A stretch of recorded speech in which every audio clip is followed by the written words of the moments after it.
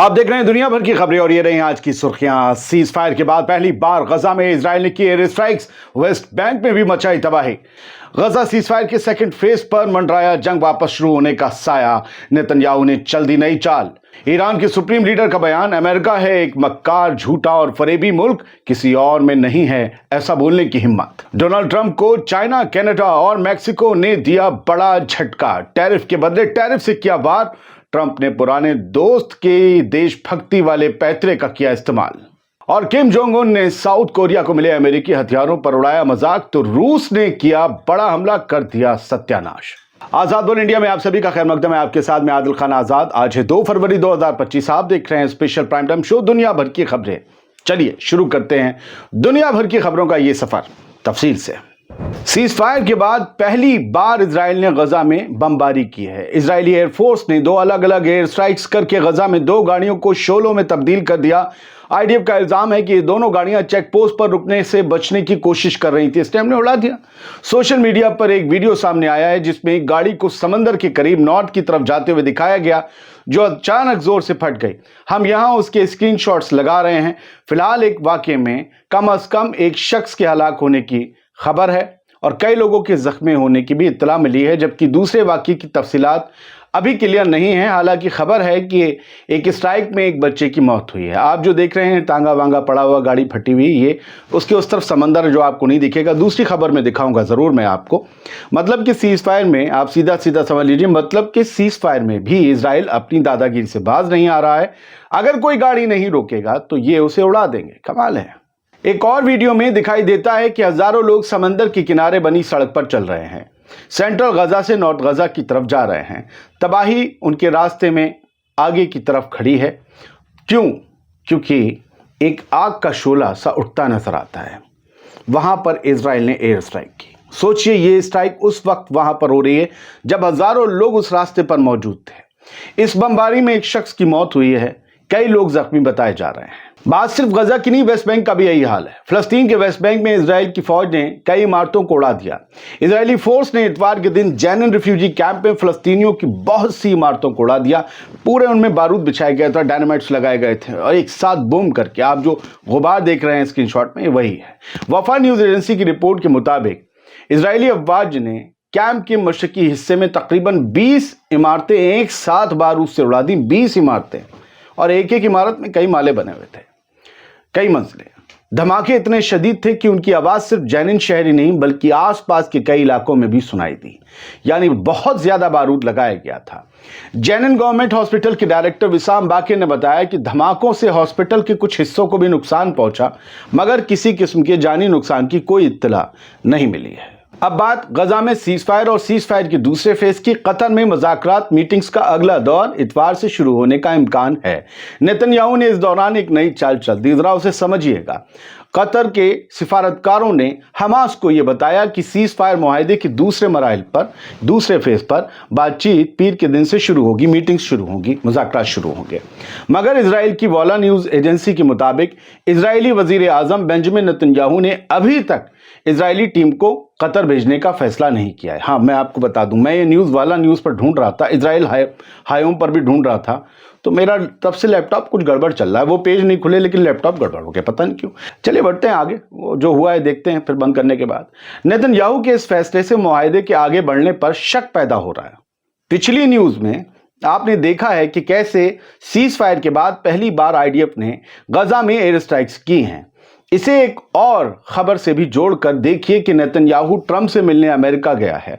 ऐसा लगता है कि अगर कल तक इजराइल ने अपना डेलीगेशन कतर नहीं भेजा तो सीज फायर के सेकंड फेज पर बात नहीं हो पाएगी, और ऐसे में शक है कि इजरायली फौज वापस गजा में कहीं जंग शुरू ना कर दे। क्या वो कर सकती है? मुआहदे की शराइत के मुताबिक दूसरे फेज पर मीटिंग्स पीर के दिन 3 फरवरी से होनी थी। पीर के दिन यानी कि पहले फेज के शुरू होने के 16वें दिन शुरू होनी चाहिए थी मीटिंग्स, लेकिन इजराइल ने डेलीगेशन का ऐलान नहीं किया। इस दूसरे फेज में गजा में बचे हुए जिंदा इजरायली होस्टेजेस की रिहाई के बदले में एक नामजद तादाद में फलस्तीनी कैदियों की रिहाई और इजरायली फौज का मुकम्मल तौर पर गजा से बाहर निकलना शामिल हो सकता है। यह शर्त हो सकती है। शायद यही नेतन्याहू के इनकार की या उसके पीछे हटने की वजह हो सकती है, क्योंकि नेतन्याहू गजा से आईडीएफ को बाहर नहीं निकालना चाहता है और ये उस कदम की शुरुआत हो सकती है कि अपना डेलीगेशन कतर ही नहीं भेजा। देखिए कल तक क्या होता है। बेंजामिन नेतन्याहू की घबराहट का एक और सबूत हमास के बयान से मिल जाता है। लेबनान में हमास के नुमाइंदे हैं अहमद अब्देल हादी। इन्होंने लेबनानी वेबसाइट चैनल अल मायदीन को इंटरव्यू देते हुए बताया कि गजा सीज फायर और कैदियों के तबादले पर मीटिंग्स मुश्किल होंगी, मगर माहौल हमास के हक में होगा। अब्देल हादी ने दावा किया कि सीज फायर का दूसरा फेज हमास के फायदे का फेज होगा। अब्देल हादी का कहना था कि कतर में होने वाली मीटिंग के नतीजे रेजिस्टेंस के हक में होंगे, क्योंकि मौजूदा हालात पहले से बेहतर हैं जो रेजिस्टेंस की पोजीशन को मजबूती देते हैं। समझ रहे हैं आप? रेजिस्टेंस के, हमास के, फिलिस्तीनियों के हक में होगा सेकंड फेज। क्या यही वजह है? हादी ने यह भी कहा कि तमाम सूरत हाल और मंजर ये दिखा रहे हैं कि सीज फायर मुआहदा जारी रहेगा। हाँ, हालांकि इजरायली हुकूमत नई शर्तें और रुकावटें खड़ी कर सकती है। बात सीरिया की। सीरिया में बशर अल असद चले गए हों, लेकिन गोलाबारी थोड़ी ना जा सकती है। सीरिया के साउथ में मौजूद शहर मनबिज में एक कार बम धमाके से 9 लोगों की जान चली गई, 15 लोग जख्मी हो गए। अल शरा तो सऊदी अरब में है। हमने आपको खबर दिखाई, सुबह वाले में फिर दिखाएंगे। ब्रिटेन में मौजूद Syrian observatory for human rights के मुताबिक मारे गए लोग टर्किश हिमायत याफ्ता सीरियन नेशनल आर्मी के फौजियों में शामिल थे। मनबिज दिसंबर से लेकर अब तक Kurdish led Syrian Democratic Forces, जिन्हें एसडीएफ के तौर पर जानते हैं, और टर्किश हिमायत याफ्ता फोर्स के दरमियान शदीद लड़ाइयों का मरकज रहा है यह शहर मनबिज। तो यहां पर लगातार गोलीबारी हो रही है। एक तो तुर्की की हिमायत याफ्ता फौज है और एक कुर्द लड़ाके जो हैं। अब कुर्द और तुर्की का मामला ही गड़बड़ है। अब बात करते हैं डोनाल्ड ट्रंप के टैरिफ वॉर और जिन पर टैरिफ लगाया है उनके पलटवार की। डोनाल्ड ट्रंप के नए टैरिफ्स पर कैनेडियन पीएम ट्रूडो और मैक्सिकन सदर शेनबॉम का राब्ता कायम हुआ। जवाब में नए रिस्ट्रिक्शंस का ऐलान किया गया कि अमेरिका पर हम भी लगाएंगे। वो हम पे लगाएंगे, हम उन पे लगाएंगे। कनाडा के वजीर आजम जस्टिन ट्रूडो और मैक्सिकन सदर क्लॉडिया शेनबॉम ने एक दूसरे से राब्ता करके ट्रंप के नए ट्रेड टैरिफ्स का जवाब बहुत ही मजबूती के साथ देने और इस पर ठोस कदम उठाने का ऐलान भी किया, बातचीत भी की। ट्रंप हुकूमत ने मंगल से कनाडा से आने वाली तमाम जितनी अशिया, जितने सामान, उन पर 25% और एनर्जी प्रोडक्ट्स पर 10% टैक्स लगाने का प्लान बनाया है। मैक्सिको के भी सामान पर 25% और चाइना से आने वाले इंपोर्ट पर 10% टैरिफ लगाया जाएगा। यह भी मंगल से होगा अमेरिका में। जस्टिन ट्रूडो ने कहा कि कनाडा भी जवाब में 155 बिलियन कैनेडियन डॉलर, जो 106 बिलियन अमेरिकन डॉलर होते हैं, उस तक की अमेरिकन इंपोर्ट पर मैचिंग बिल्कुल बराबर के टैरिफ लगाएगा जो अमेरिका लगाएगा। लो कर लो बात। उधर मैक्सिको की जो सदर हैं, उन्होंने भी जवाब में नए टैक्सेस लगाने का हुक्म दे दिया है कि अमेरिका वाले हम पर टैक्स लगा रहे हैं, ठोको इनके सामान पर टैक्स। जबकि चाइना ने इस अमेरिकन कदम को वर्ल्ड ट्रेड ऑर्गेनाइजेशन यानी WTO के कानूनों के खिलाफ वर्जी करार देते हुए जवाब में काउंटर मेजर्स लेने का फैसला किया है कि हम देखते हैं क्या करते हैं। अब जब ट्रंप के इस फैसले को मुंह तोड़ जवाब मिला तो अमेरिका में चीजें महंगी होने के आसार नजर आने लगे। ऐसे में ट्रंप ने देशभक्ति और राष्ट्रभक्त वाला कार्ड चला, जो उन्होंने अपने कुछ पुराने दोस्तों से सीखा है, क्योंकि वो भी आवाम को मुश्किल में डालकर ऐसे ही कार्ड चलते हैं।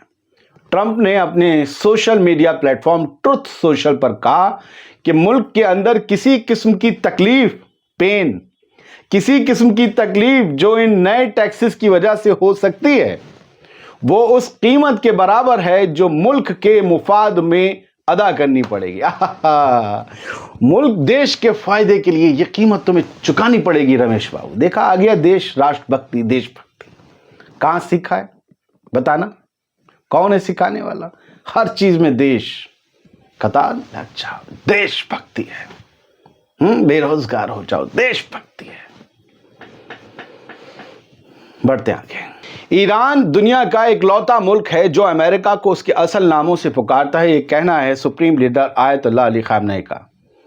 रहबर इनकलाब इस्लामी आयतुल्लाह सैयद अली खामनेई ने कहा है कि ईरान दुनिया का वाहिद वो मुल्क है जो अमेरिका को उसके असल नामों से पुकारता है और उसके हकीकी चेहरे को भी बेनकाब करता है। उन्होंने कहा कि ईरान और दूसरे ममालिक के दरमियान फ़र्क यही है कि ईरान इस सच्चाई को कहने की हिम्मत रखता है कि अमेरिका एक जुल्म करने वाला, झूठा, मक्कार, फरेबी और चालबाज मुल्क है जो किसी भी इंसानी उसूल पर अमल नहीं करता। आयतुल्लाह खामेनी ने कहा कि और कोई है जो इस दम को दिखाता हो? सब बम बम करते हैं। आयतुल्लाह खामेनी ने ये बयान 41वें इंटरनेशनल कुरान कंपटीशन में शिरकत करने वाले अजीम कुरान कारियों और उस्तादों से मुलाकात के दौरान इतवार को दिया। अब जल्दी से 2-3 खबरें यहाँ से। रशिया की तास न्यूज़ एजेंसी, सरकारी न्यूज़ एजेंसी, उन्होंने बताया कि रशिया की आर्मी ने यूक्रेनियन मिलिट्री के एरोड्रोम्स को तबाह कर दिया। हवाई पट्टियों को, हवाई अड्डे जो भी हैं उन सबको तबाह कर दिया। यूक्रेन की आर्मी ने इस्तेमाल करती थी, उड़ती थी, हम पर बम बरसाते, हमने इनको बरसा दिया, इन पर बम बरसा दिए और उनकी फ्यूल स्टोरेज फैसिलिटी को भी तबाह कर दिया, जहाँ से उनकी आर्मी व्हीकल्स को तेल, फ्यूल वगैरह जो भी चाहिए था, गैस, वो सब मिलती थी, उसको भी तबाह कर दिया है। ये बताया गया है कि पिछले 24 घंटों में 515 ट्रूप्स जो हैं वो गवा दिए हैं यूक्रेन ने। 515 फौजी। यूक्रेन कितनी आबादी है यार, रोज इतना ये लोग मारने का दावा करते, छोड़ो यार। 515, इधर उधर वाले भी तो क्रांतिवीर वहीं चले गए हैं मोटी सैलरी के चक्कर में, हाँ होंगे उसमें से। 515 फौजी मारने का दावा किया है रूस ने यूक्रेन की, और कहा है कि हमने एक टैंक भी उड़ाया, 6 आर्मर्ड फाइटिंग व्हीकल्स भी उड़ा दिए। पिछले 24 घंटे की कहानी, ये रूस का दावा है। उधर नॉर्थ कोरिया वाले किम जोंग बुम वो बोले कि साउथ कोरिया को जो आर्मी यूएस जो है आर्म सेल कर रहा है, यानी अमेरिका जो हथियार बेच रहा है और बड़ा मुआहदा किया हथियार बेचने का साउथ कोरिया को, हम पर फर्क नहीं डालेगा इस बराबर भी, रुएं बराबर भी, क्योंकि हमारी जो कुव्वतें हैं वो बहुत अलग किस्म की हैं और साउथ कोरिया की स्ट्रेटजिक डिफिशियंसी जो है ना, रणनीतिक कमियां जो हैं वो भी दूर नहीं होंगी। अगर सोचता है अमेरिका के भारी भरकम हथियार देकर दमदार बना देगा साउथ कोरिया, नहीं, हमने बहुत कुछ बना रखा है और तुम समझ नहीं रहे हो अमेरिका से कहा, और ये साउथ कोरिया समझना नहीं चाह रहा है। तो ये इनका भी भाई, ये भी कुछ भी हवा में बोलते हैं, बहुत तगड़ा बोलते हैं किम जोंग उन, मेरी समझ में नहीं आता है, लेकिन साउथ कोरिया की समझ में आता है। हालांकि साउथ कोरिया ने बहुत तरक्की की है, ये एक तानाशाह आदमी है, अपनी आवाम को इसने दबा कर रखा हुआ है। यूक्रेन, रूस से भी, जो रूस को भी भेजे हैं फौजी, उनसे भी कह दिया या मर के आना या जीत के आना, हार कर नहीं आना, और बिल्कुल भी कैद मत होना, वरना यहां तुम्हारी फैमिली खत्म हो जाएगी। ये कोई तरीका होता है? वो लड़ने गए, पकड़ गए तो क्या कर लें। बहुत बहुत शुक्रिया। दुनिया भर की खबरें आप देख रहे थे। खुश रहिए, सलामत रहिए। मुझे कोई मशवरा देना हो तो ज़रूर बताइएगा। बहुत बहुत शुक्रिया।